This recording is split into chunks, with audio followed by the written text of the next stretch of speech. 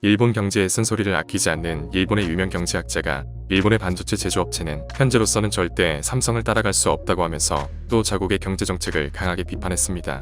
그는 지난달에도 한국은 이미 일본을 앞질렀고 일본보다 풍요로운 나라로 변하고 있다고도 해서 화제를 모으기도 했습니다. 이 경제학자는 바로 일본 대장성 관료 출신 노구치 유키오 히토츠바 시대 명예교수입니다. 그는 10일 MBC 김종배의 시선집중 인터뷰에서 한국과 중국이 일본의 반도체 인력을 빼내서 성공했다는 주장에 그런 이야기가 나온 적이 분명히 있었지만 아주 오래전 이야기라며 일축했습니다. 그는 방송 인터뷰에서 지금의 삼성은 시가총액도 일본의 전자회사의 어느 기업보다도 우위에 있다고 단언했습니다. 그는 2010년 일본에서 터도 삼성 슬로건을 내세우면서 열심히 해보려고 했는데 결국 실패했다고 밝혔습니다. 그러면서 그 사이에 삼성은 계속 기술력을 높여서 세계를 선도하는 기업이 됐다고 말했습니다. 노구치 명예교수는 지난달 일본 경제전문지 현대비즈니스 기고문을 통해 한국이 이미 일본을 앞지르고 있다고 주장했습니다.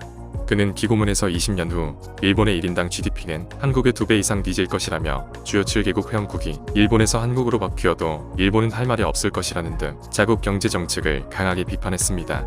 그는 이날 MBC 인터뷰에선 한국의 일본 추월론에 대한 근거로 GDP 성장률이라든지 생산성과 같은 많은 경제 지표에서 한국의 최근 성장세는 매우 높다며 가장 큰 원인으로 중국의 공업화에 대한 양국의 대응의 차이를 꼽고 싶다고 강조했습니다. 1990년대부터 중국이 공업화에 성공하면서 세계의 공장으로 등장했는데 일본은 중국과 가격 경쟁을 선택한 반면 한국은 새로운 비즈니스 모델을 만든 것이 양국의 차이를 만든 주요 요인이라고 했습니다.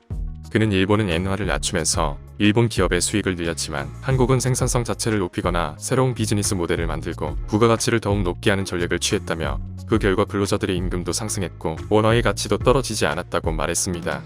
노구치 명예교수는 중국이 공업화에 대해 일본과 한국의 대처가 서로 달랐던 것이 20년 사이에 한일 간의 큰 격차를 불어왔다고 말했습니다. 그는 한일이 저출산 고령화로 인한 노동력 부족이라는 공통의 문제점을 안고 있다면서 일본은 지금까지 외국인 노동력 도입에 굉장히 소극적인 나라였다. 한국도 일본만큼은 아니지만 적극적이라고 볼 순 없을 것 같다며 한국이 외국 노동력을 어떻게 받아들이는지가 관심사라고 말했습니다. 이상 업데이트부였습니다.